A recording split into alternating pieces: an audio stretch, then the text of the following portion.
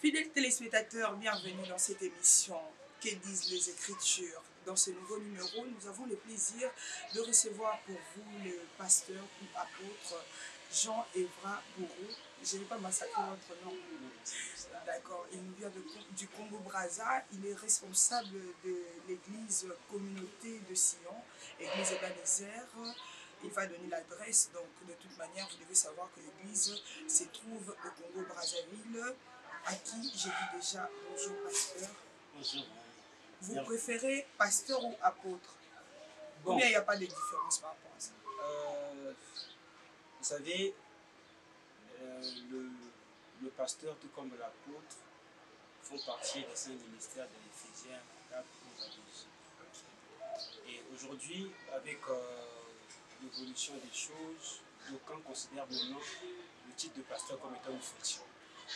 Donc, lorsque vous avez un ministère parmi les cinq ministères, apôtre, prophète, docteur, évangéliste, lorsque vous dirigez une église, vous avez une responsabilité pour conduire le peuple de Dieu.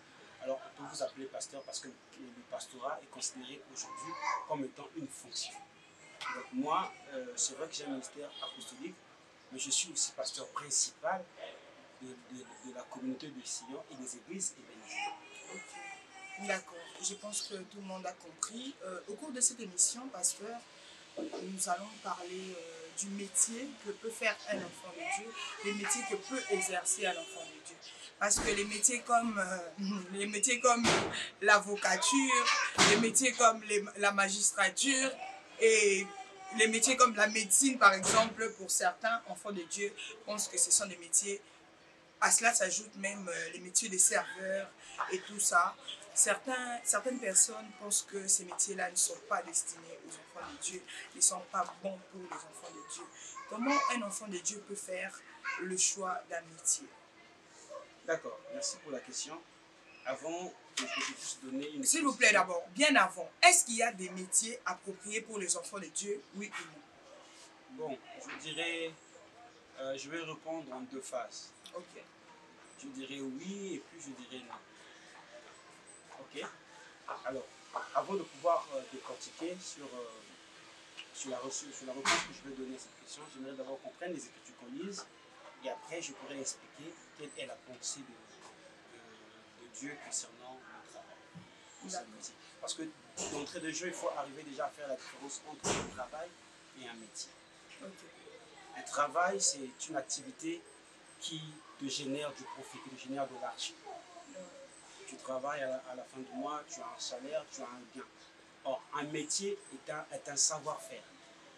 Un savoir-faire qu'on peut mettre au profit de quelqu'un. Ça peut être à but lucratif, tout comme à but non lucratif. Donc, il faudra qu'on fasse d'abord la différence entre un travail et un métier. Un métier peut devenir un travail. Et un travail n'est pas forcément un métier.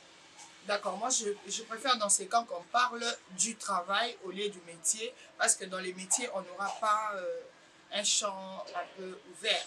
Donc, y a-t-il un travail approprié pour un enfant de Dieu, oui ou non? Comme vous allez répondre dans deux volets. D'accord, on va essayer d'abord de prendre la Bible. Oui. On va aller dans le livre de Genèse.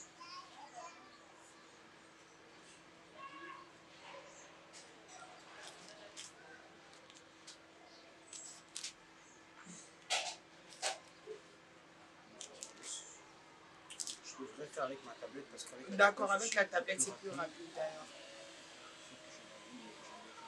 Je note. Je vais aller dans le livre de Genèse.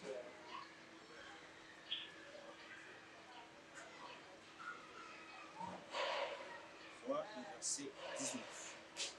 Alors, que dit la Bible? Elle lui dit, c'est à la sueur de ton visage que tu mangeras du pain, jusqu'à ce que tu retournes dans la terre d'où tu as été pris, car tu es poussière et tu retourneras poussière. Ça, c'est ce que la Bible nous dit à propos du travail. Alors, qu'est-ce qui se passe ici dans le travail?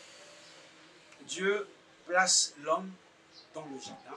Pourquoi? Pour qu'il puisse surveiller le jardin. Ça, c'est déjà un travail. Ouais.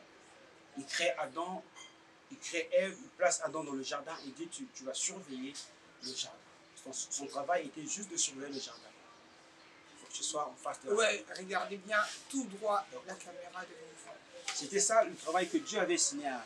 Maintenant, lorsque Adam va pécher, parce que la femme va manger le fruit qu'il va donner à son mari et qui va faire en sorte que Dieu soit informé de la chose, Dieu va maintenant déclarer une punition. Parce que là, on parle bien de la punition que Dieu donne à l'homme. Donc comprenez ce que j'ai dit au commencement, quand Dieu crée l'homme, il le place dans le jardin, l'homme faisait un travail. Son travail, c'était pas juste surveiller. Il n'avait pas d'effort à fournir dans le jardin. Mais lorsque l'homme pêche, Dieu va le sanctionner, Dieu va le punir. Il dit maintenant à l'homme que c'est de la sueur de ton front que tu mangeras.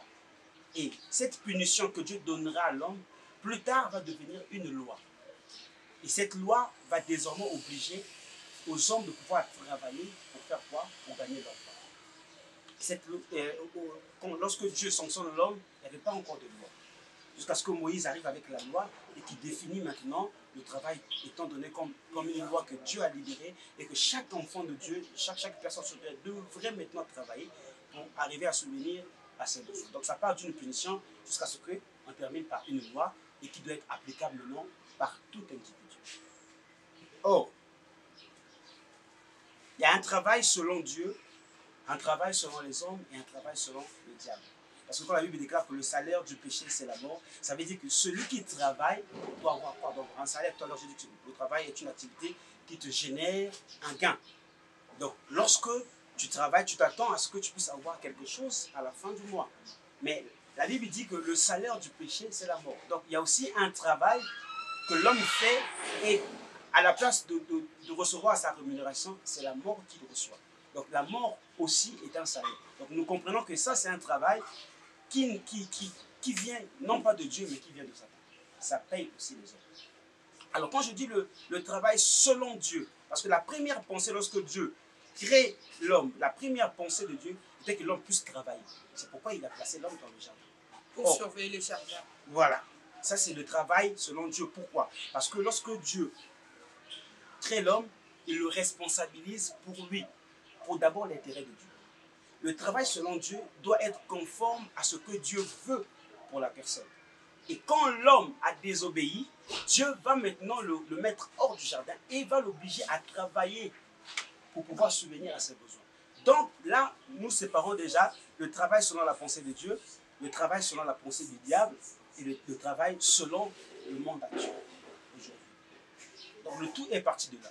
Donc, lorsque nous travaillons, et lorsque nous sommes appelés enfants de Dieu, nous devons faire toutes choses en conformité avec ce que dit les Écritures, avec ce que dit notre Père, l'Éternel des armées célestes. C'est-à-dire nous ne devons pas être en dehors de la volonté de Dieu, nous devons être dans la volonté de Dieu. C'est pourquoi lorsque nous regardons le livre d'Ésaïe 55, le verset 2, la Bible entre Dieu dit « Quel travail fais-tu pour être rassasié ?» Quel est le travail que tu fais pour qu'à la fin tu sois rassasié? Or, si le travail que l'homme est en train de produire ne lui donne pas satisfaction, ça veut dire qu'il n'est pas en train de faire un travail qui est dans la volonté de Dieu. Tout à l'heure, votre question était quel est le travail idéal? Okay? Quel est le travail idéal pour un enfant de Dieu? Alors, lorsque nous portons déjà la veste d'enfant de Dieu, cela veut dire que nous devons marcher en conformité avec ce que dit la parole de Dieu. Ça, c'est le principe numéro 1. Tu ne peux pas être enfant de Dieu sans pourtant faire la volonté de Dieu. D'ailleurs, lorsque nous acceptons le Seigneur Jésus-Christ comme étant notre Seigneur et Sauveur, nous déclarons que c'est lui qui doit nous dicter, c'est lui qui doit nous conduire, c'est lui qui doit faire toutes choses. Il doit nous dire comment nous devons marcher, où nous devons aller, où nous devons visiter. Ça dénote de la responsabilité que Dieu a pour nous. Or, la majorité des chrétiens aujourd'hui ont accepté le Seigneur Jésus-Christ comme étant seulement le Sauveur et non pas comme Seigneur. Parce que quand tu l'acceptes comme Seigneur, tu es soumis à sa volonté. Tu n'as plus de volonté à faire. Donc, même dans le choix du travail, il faut que le Seigneur puisse t'orienter. Lorsque Dieu t'oriente, ça veut dire que tu es dans la volonté de Dieu. Tout ce que tu feras, tu ne pêches pas. Donc, si vous dites ça, on part directement à la compréhension qu'un travailler comme serveur dans un bar ou dans une boîte de nuit n'est pas un travail orienté par le Saint-Esprit, parce que le Saint-Esprit ne peut pas t'emmener dans un bar ou boîte de nuit. Ça peut dépendre. Ça dépend de la vision que Dieu te donne. Parce que moi, j'ai rencontré des personnes qui travaillaient dans un coin où tout le monde peut qualifier d'un travail non approprié pour un enfant de Dieu, mais il était parti pour une mission. Aujourd'hui, tel que je suis là, je ne peux pas de moi-même me lever et aller dans une boîte de nuit. Si j'y vais, ça veut dire que Dieu m'a dit, va dans cette boîte de nuit. Dieu peut te donner un travail, mais il sait que derrière le travail qu'il te donne, il y a un but à atteindre. Il y a peut-être une personne, une âme à aller sauver, il y a peut-être une famille à aller délivrer. Et Dieu permet que tu sois là provisoirement pour atteindre un but que lui t'a assigné. C'est pourquoi le travail idéal serait en conformité avec ce que dit l'Esprit, avec ce que dit Dieu. Parce qu'aujourd'hui, quelqu'un peut être, par exemple, il y a des pasteurs aujourd'hui qui travaillent dans l'office, qui sont des inspecteurs des impôts. Et il y a d'autres où, d'après les témoignages que j'ai pu entendre, il travaillait aux impôts et puis quand Dieu l'appelle, Dieu lui dit arrête. Parce que je te veux à un autre. Mais il y a d'autres que Dieu a dit, moi je te veux là-bas. En ce moment-là, le travail idéal devient le fait d'entendre ce que Dieu te dit à propos de ce que tu dois faire. Parce que Dieu a légalisé ce qui était une punition, a été légalisé pour que ça devienne une loi. Et au moment où c'est devenu une loi, nous sommes obligés de respecter cette loi en conformité avec ce que Dieu est en train de demander à nous qui sommes ses enfants. C'est pourquoi quand on regarde dans 1 Thessaloniciens 2, le verset 9, même l'apôtre Paul le dit, il dit « J'ai travaillé nuit et jour sous peine pour ne pas être à la charge d'aucun d'entre vous. » Donc l'apôtre Paul, il faisait l'œuvre de Dieu, mais il pouvait aussi travailler pour pouvoir avoir de quoi manger, de ne pas dépendre à quelqu'un d'autre. C'était aussi en fonction du travail qu'il faisait. Donc pour moi, le travail idéal serait ce que Dieu te dit de faire. Et après, quelqu'un pourra dire, mais comment savoir ce que Dieu veut que tu fasses? Comment on fait pour entendre la volonté de Dieu, la voix de Dieu ou bien sa volonté concernant le travail? Lorsque nous entrons habitués à ta voix, tu t'habitues également à ma voix. Lorsque tu passes du temps avec Dieu, tu t'habitues à la voix de Dieu. Tu sais comment Dieu te parle. Tu sais les fréquences dans lesquelles Dieu te parle. Tu peux facilement reconnaître, ça c'est Dieu, ça ce sont mes pensées, ça c'est le diable et ainsi de suite. Donc lorsque un enfant de Dieu qui se dit enfant de Dieu, il doit déjà avoir une intimité avec Dieu qui est son Père. Et au travers de cette intimité, il peut arriver à distinguer quelle est la volonté de Dieu pour ce que je suis en train de chercher. Parce que lorsque l'homme est décidé à chercher du travail, ce n'est pas partout où tu vas déposer les CV ou bien tu vas solliciter qu'on va forcément te rappeler. On te rappellera en fonction du besoin. Lorsque tu te présentes devant Dieu, tu dis Seigneur, j'ai besoin de travail, alors tu dis Seigneur, montre-moi là où je dois y aller. Tu peux déposer partout, mais tu vas voir que ce n'est pas tous les endroits qu'on va t'appeler, mais il y a un endroit qu'on va t'appeler. Et quelquefois, Dieu n'est pas là. Mais quand on t'appelle, est toujours le réflexe de revenir vers Dieu. Seigneur, est-ce que c'est toi qui permets que j'y aille? Et si Dieu dit oui, c'est moi, en ce moment tu y vas. Parce que moi, j'ai suivi un jour un témoignage d'une famille qui habitait en Suisse. C'est-à-dire l'enfant est né, voilà, initié dans la sorcellerie depuis le bas âge. Et l'enfant a grandi avec la sorcellerie. À un moment donné, dans le monde sorcellerique, on lui a obligé de travailler leur maison. Or, pour que l'enfant puisse travailler dans la maison, il fallait que son père soit absent et sa mère soit absente. Et qu'est-ce que l'enfant a fait? Il dit, bon, pour que je puisse éloigner mon père et ma mère de la maison, je dois faire quoi? Je dois leur trouver des emplois. Et l'enfant, la nuit, va prendre les CV de son père et de sa mère. Il va aller dans le monde de la nuit, dans les entreprises de la nuit, il dépose les CV. Et le jour où on appelle le père, on appelle la mère. Et les deux étaient contents. Pourquoi on les appelait? Ils ont trouvé du boulot. Mais c'était un travail qui venait d'où? Du monde des ténèbres. C'était pour les éloigner. Or, le diable peut aussi te servir. Parce qu'aujourd'hui, chacun de nous, avant qu'on puisse se convertir, on connaissait au moins quels étaient ses points faibles. Tu peux savoir, ah, moi, je suis, ce côté-là, je ne suis pas encore affermi. J'ai besoin que je sois affermi là. Parce que là, c'est mon point faible. Nous reconnaissons. Mais Satan va t'attaquer par les parties qui te sont faibles. Et c'est là où il arrive à avoir beaucoup des enfants de Dieu. Pourquoi? Parce que lorsque tu n'arrives pas à te connaître, tu deviens un danger pour toi-même. Et quand Satan a donné du travail à ce couple, et ils ont accepté, ils ont glorifié Dieu. Ils ont dit Seigneur merci, mais ce n'était pas Dieu. Or s'ils avaient eu le réflexe de revenir vers Dieu pour dire Seigneur, est-ce que c'est toi qui m'as donné le travail? Dieu aurait dit que ça ne vient pas de moi. En ce moment-là, ce n'était pas un métier idéal. Parce qu'ils ont reçu ce métier, ce travail, pourquoi? Pour libérer la maison et laisser la place à l'ennemi de travailler. Non, mais c'est vrai, mais au-delà de tout, il y a quelqu'un, par exemple, qui est quelque part dans une église à Ebenezer ou je ne sais où, en train de prier Dieu pour un travail, prie nuit et jour et tout ça là et tout. Alors que le diable s'arrangeait pour lui donner un travail, le diable est allé mettre ses CV, je ne sais pas, dans les mondes sorcellériques et ces derniers, par rapport à peut-être à une prophétie ou à une prière, se voit être rappelé par l'entreprise auquel il ou elle avait déposé les CV pour commencer les boulots. Cette personne a glorifié Dieu. Cette personne-là, si on vient lui dire on venait lui dire que ce travail-là venait du diable, pensez-vous vraiment que la personne croira directement à ça parce que la prophétie était sortie, la prière a été faite et au moment où il pense que Dieu est en train de l'exaucer, on vient lui dire, ou même si c'est Dieu lui-même qui parle, dans son oreille, il écoute, mais il dit, mais attends, c'est Dieu qui m'a dit que j'aurai mon boulot, que je viens d'avoir mon boulot. Pour ce genre de cas-là, qu'est-ce que la personne peut faire si la personne se retrouve dans ce genre de cas où il a vraiment prié et on lui dit même que la semaine qui commence, tu auras ton boulot alors que le diable s'est arrangé pour lui donner un boulot. Cette personne-là peut avoir quelle attitude? C'est comme ce que je disais tout à l'heure.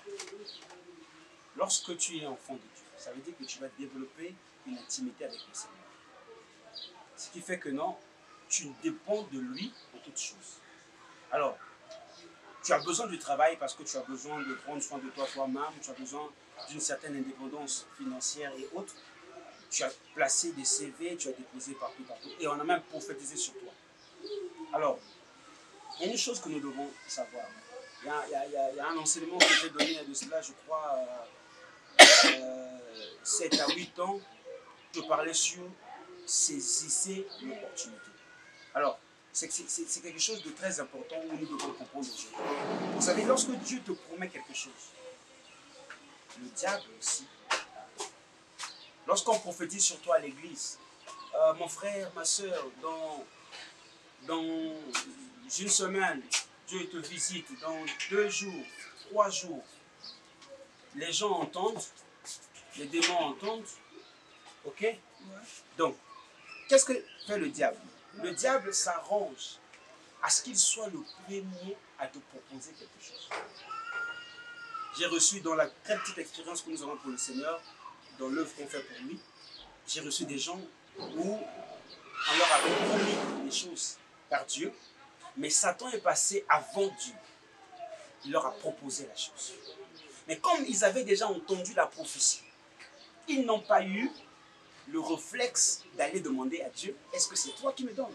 Parce qu'une fois que tu es déjà dans le besoin, un besoin pressant, ouais, et que la chose se présente à toi, automatiquement tu la saisis, sans pourtant prendre un moment de réflexion pour analyser, est-ce que c'est Dieu, est-ce que c'est pas Dieu, est-ce que je peux demander à Dieu? Non. Directement tu saisis la chose. Et ça peut être aussi un piège que Satan te tend pour te désorienter de la destinée que Dieu avait placée pour toi et de la chose que Dieu avait libérée pour toi. C'est pourquoi, étant un enfant de Dieu, nous ne devons pas prendre les choses pour un acquis. Lorsqu'elles se présentent en nous, nous devons toujours repartir vers le Maître. Demander, est-ce que c'est toi, Seigneur? Je prends un exemple. Une église, que je vais taire le nom, vous savez, les églises sont toujours combattues par le monde des ténèbres, les sorciers et tout ce qui va avec le monde inférieur. Satan voulait détruire l'église. Il dit, bon, je ne peux pas détruire l'église de l'extérieur. Je peux détruire l'église comme étant à l'intérieur. Il cherche maintenant à infiltrer des groupes. Alors, il va infiltrer le groupe de l'intercession. Parce que les piliers de l'église, c'est l'intercession et la chorale. Satan va infiltrer l'intercession. Alors, vous voyez quelqu'un qui dit non, je veux devenir membre de l'intercession. Pour vous, c'est bien, parce qu'il veut servir Dieu à l'intercession. Alors, on accueille la personne. Mais heureusement pour eux, ils savaient que toute personne que nous recevons, ça veut dire que c'est Dieu qui envoie. Or, si c'est Dieu qui envoie, repartons vers lui pour lui rendre grâce.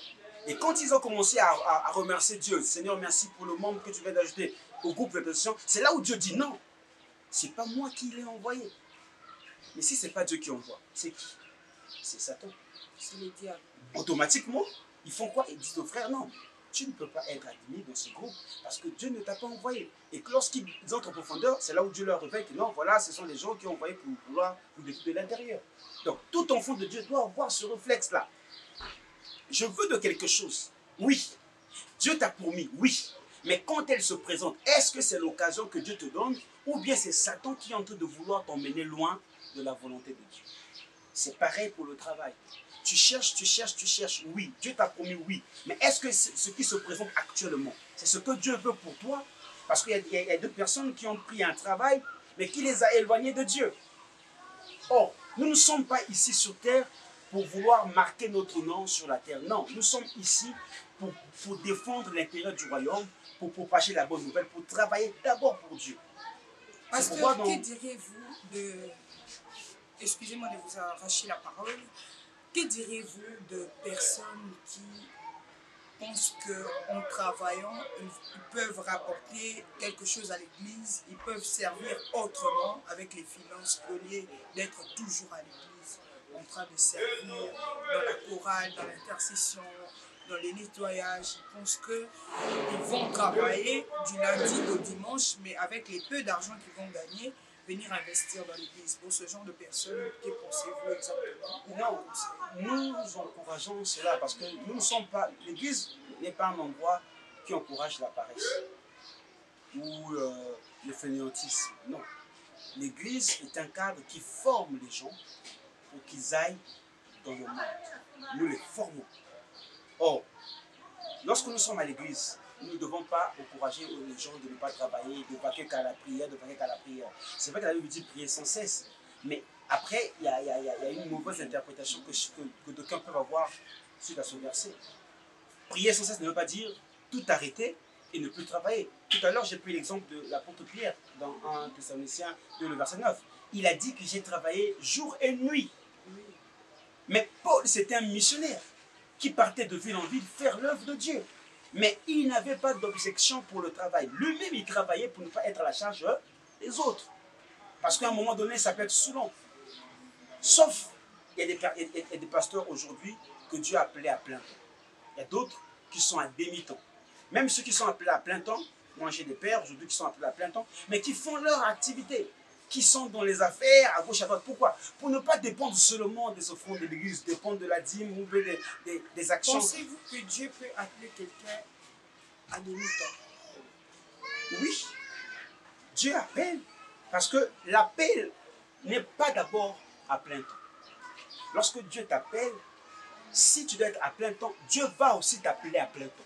Parce que être à plein temps, c'est un appel. Un autre appel que tu reçois en dehors de ton appel, de servir Dieu. Ok? Il y a de ceux qui n'ont pas reçu un appel pour être à plein temps, mais qui se sont mis à plein temps eux-mêmes. Alors là, il y a un problème. Parce que moi, je suis pasteur, mais je ne suis pas à plein temps.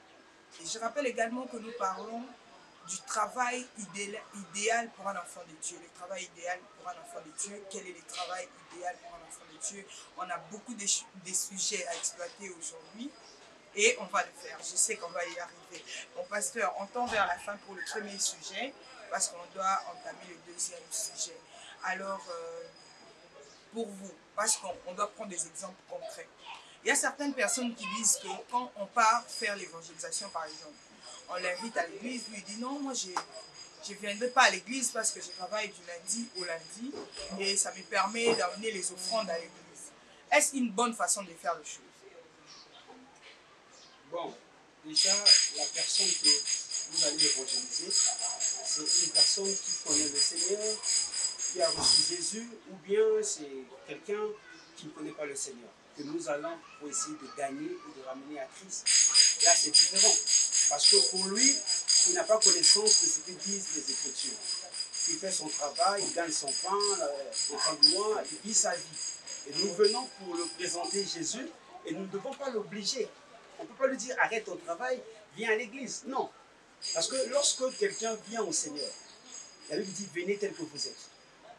Que tu sois pécheur, que tu travailles, je ne sais où, viens tel que tu es. C'est à force d'écouter, à force d'apprendre, que demain, Dieu peut te donner une autre orientation. Viens d'abord avec. Si tu n'as pas assez de temps, tu ne viens que le dimanche, ce n'est pas grave. Viens seulement les dimanches. Jusqu'à ce que Dieu pourra te donner une autre orientation. Mais lui, il est par exemple un rétrograde qui dit non, moi je préfère travailler, comme ça l'argent que je vais gagner, ça va servir à l'église. Il dit de toute manière, je contribue à l'œuvre du Seigneur, donc je n'ai pas besoin d'être seulement à l'église, je travaille et puis après je donne ma dîme, je donne mon offrande, oui, ça me va. Cette perception-là. Être à l'église, c'est important.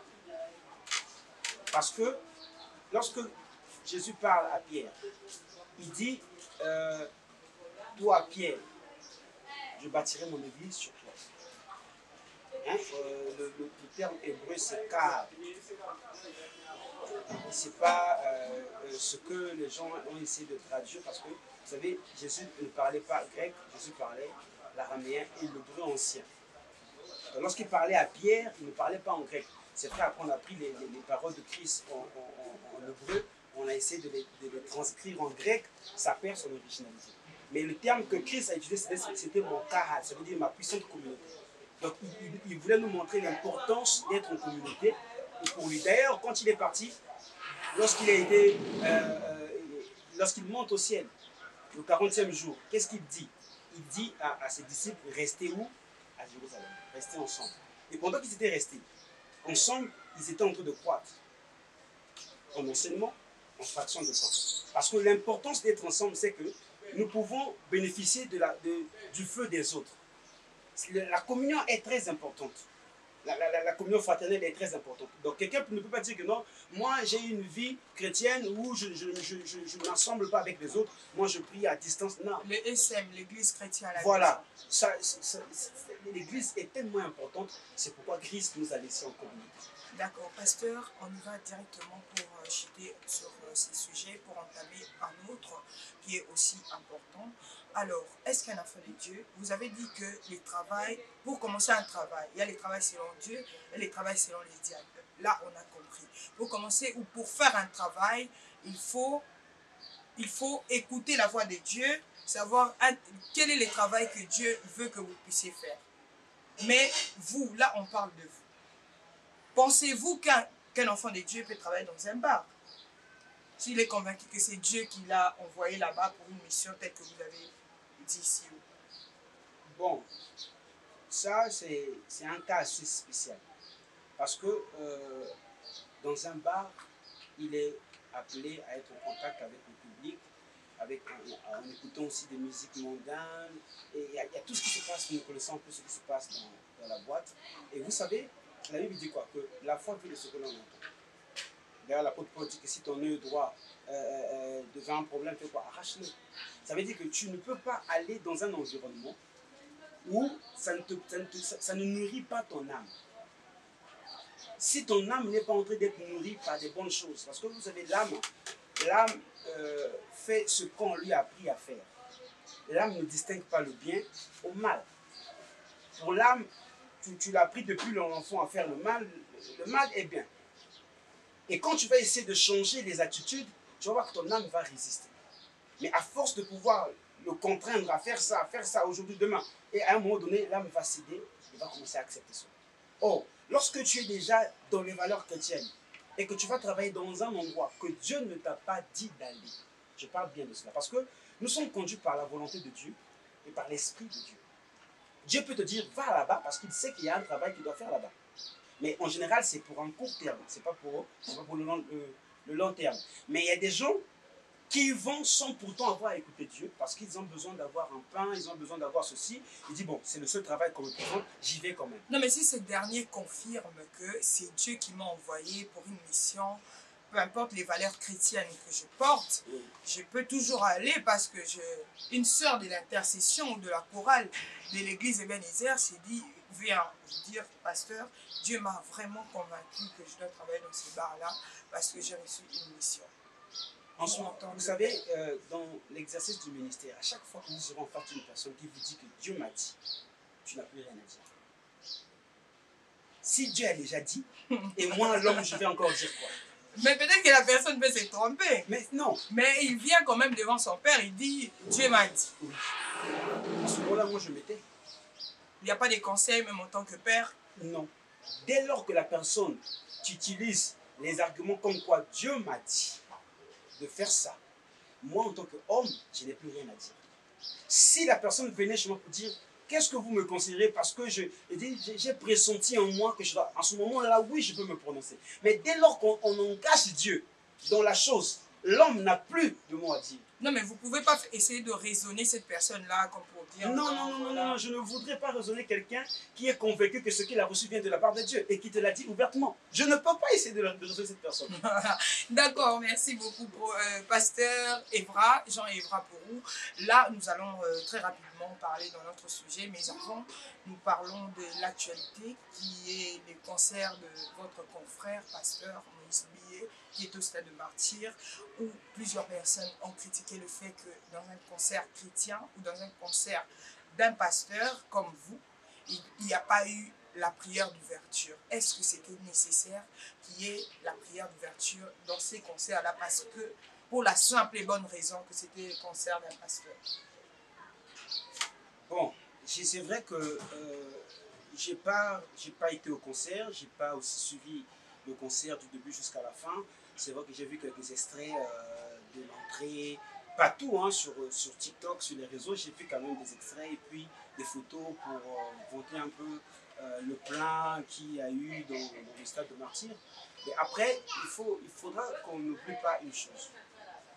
Lorsque nous sommes enfants de Dieu, lorsque nous entretenons une relation avec le Seigneur, tout doit être d'abord pour l'intérêt de Dieu. J'ai suivi l'extrait du pasteur Moïse qui disait que c'est Dieu qui lui avait dit, Moïse, va au stade. Oui. Que non, c'est le temps que tu as et tout ça. Et puis il a dit, son conseil c'était le concert du peuple, un truc comme ça. Donc ça veut dire que le peuple venait là pour célébrer Dieu. Mais quand on célèbre Dieu, on doit commencer toute chose d'abord à inviter Dieu. Ok? Parce que si on ne commence pas avec Dieu, on ne peut pas clôturer avec Dieu. Vraiment. Avant que Dieu ne soit oméga, il doit d'abord être alpha. S'il n'est pas alpha, il ne peut pas être Emmanuel et il ne sera jamais oméga. Donc, pour moi, je ne sais pas, qu'est-ce qui a bien pu se passer, peut-être un problème de temps, je ne sais pas, d'organisation, mais je crois qu'ils avaient eu le temps de bien se préparer, puisqu'on m'a dit qu'il y a eu des prestations. Sur ce plateau, nous sommes avec l'apôtre Jean-Evra Porou, avec qui nous avons parlé, ou bien nous continuons de parler sur le métier idéal ou le travail idéal d'un enfant de Dieu. Nous avons parlé sur la polémique qui règne autour du concert du pasteur Moïse Billet. Et là, nous devons parler de l'épouse de Christ. Prophète. Comprenez, hein, il y a trop de prophètes. On s'habitue comme ça avec des prophètes. Donc, ces derniers temps, c'est les prophètes qui sont en vogue. Pasteur, qui est l'épouse de Christ? C'est l'Église, parce que ces derniers temps, il y a un débat autour duquel d'autres personnes disent que l'Église n'est pas l'épouse de Christ. En un mot, qu'est-ce que vous pouvez dire par rapport à ça? D'accord. Question de l'épouse, ça veut dire la femme. Ok. Mais permettez-moi quand même, on va lire. Il n'y a pas de souci. On va aller dans Actes. Acte 21, Apocalypse 21, le verset 9. Je vais essayer de donner. Si tu veux, tu peux me donner. Apocalypse 21, le verset 9. Ou bien je peux juste paraphraser. Ok, d'accord, c'est mieux. La Bible dit, l'un des 7 anges va dire à Jean, viens, je veux te montrer la femme ou bien alors l'épouse de la nuit. Et après, il va montrer à Jean la nouvelle Jérusalem céleste qui était entre deux et descend. Et alors la question est de savoir qui est la femme de l'agneau, qui est l'épouse de l'agneau. Là, on nous a montré la nouvelle Jérusalem céleste. Or, nous savons tous que la nouvelle Jérusalem céleste, c'est la cité où ceux qui ont reçu le Seigneur Jésus-Christ de leur vivant sont appelés à y habiter. Parce que dans Apocalypse 21, le verset 27, on nous donne des conditions de ceux qui sont appelés à être dans cette cité. Parce que la Nouvelle Jérusalem n'est pas une personne, mais c'est une cité qui doit habiter des personnes. Ouais. Des personnes qui ont marché avec Christ, qui l'ont accepté, qui l'ont reçu comme Seigneur et Sauveur. C'est eux qui sont appelés à habiter dans cette cité qui est la Jérusalem céleste. Mais l'ange dit à Jean que ce serait la femme de l'agneau. Or, avant de parler de la Jérusalem céleste, de la femme, comprenons d'abord cet agneau que Jean était en train de nous présenter. Parce que lorsque nous regardons dans les Écritures, dans Jean 1, je crois à partir du verset 17, non, le verset 14, Jean était assis et Jésus passait, il montrait à ses disciples, il dit, voici l'agneau de Dieu qui ôte le péché du monde. Donc nous comprenons que cet agneau, dont Jean dans Apocalypse est en train de parler avec l'ange, ce serait Jésus. Or, Jésus est venu pour accomplir la volonté de son Père. Ok? Cette question s'avoisine un peu à la question où vous me posez dernièrement ce qui signifie l'os de mes os, chair de ma chair. Je reviens sur le concept de l'épouse. Parce que lorsqu'on parle de l'épouse, je reviens directement, très rapidement dans le jardin d'Éden pour expliquer un peu ce qui s'est passé. Dieu crée Adam. Ensuite, Dieu fait dormir Adam. Il retire une côte qui en fabrique la femme. Or, nous savons que chez Dieu, le sommeil, c'est comme la mort. Et cette femme, Ève, qui est retirée de la côte d'Adam, c'est elle l'Église. Mais quand on présente à Adam sa femme, Adam ne l'appelle pas femme. Adam dit, voici cette fois-ci, l'os de mes os, chair de ma chair, je l'appellerai. Pourquoi? Parce qu'il ne l'avait pas encore connue. Quand je parle de connaître, c'est connaître sexuellement. Parce que, selon la loi de la première mention, quand un mot est utilisé pour la première fois dans la Bible, il faut regarder la signification et ça restera comme ça pour toujours. Or, quand la Bible parle de connaître, c'est entrer en intimité. C'est pourquoi même le verset de Jean 8, 28 qui dit, Christ parle et dit, lorsque vous aurez élevé le Fils de l'homme, c'est alors que vous connaîtrez qui je suis. C'est-à-dire on va entrer dans l'intimité avec lui. Ok? Lui qui est l'époux. Donc, c'est de là que lorsque Adam va connaître Ève, qui va appeler maintenant Ève sa femme. Et c'est exactement ce qui se passe avec Jésus. Et l'église. J'arrive d'abord avant de parler de l'église. Lorsque Jésus marchait avec ses disciples, dans Matthieu 9, verset 15, Jésus a appelé ses disciples les amis de l'époux. Il n'a jamais appelé ses disciples futures épouses ou quoi que ce soit, mais il a appelé les disciples les amis de l'époux. Pourquoi? Parce qu'en ce moment-là, l'église n'était pas encore née. L'église est née lorsque Jésus a été crucifié et qu'on l'a fait descendre mort sur la croix. Le soldat romain va prendre le couteau, il va déchirer ses côtes. Et quand il déchire ses côtes, l'eau sort et le sang. Or, l'eau et le sang, ce sont les deux éléments qui sortent lorsque la femme donne naissance. Donc, en ce moment-là, l'église venait d'être née. Okay. Et l'église va se manifester physiquement le jour de la Pentecôte. Okay. C'est là où l'église va commencer. Mais elle est née après la mort de Jésus, quand on a déchiré le côté de Jésus. Donc, c'est cette église-là qui est appelée à devenir l'épouse du Seigneur. Mais elle ne l'est pas encore. Parce que l'église n'est pas l'épouse de Jésus. Mais l'église est la future épouse du Seigneur. Parce que lorsque j'ai dit qu'il marchait avec ses apôtres, ses disciples, on les appelait les amis de l'époux.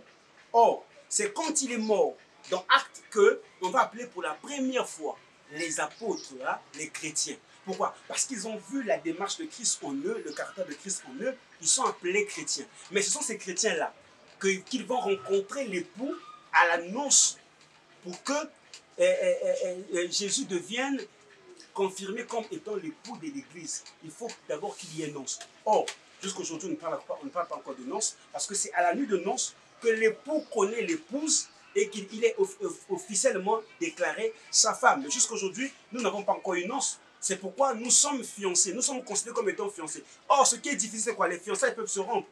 Si vous ne respectez pas les conditions de marche, à un moment donné, l'autre peut dire, bon, moi j'arrête le contrat. C'est pourquoi l'Église ne doit pas se considérer comme étant l'épouse.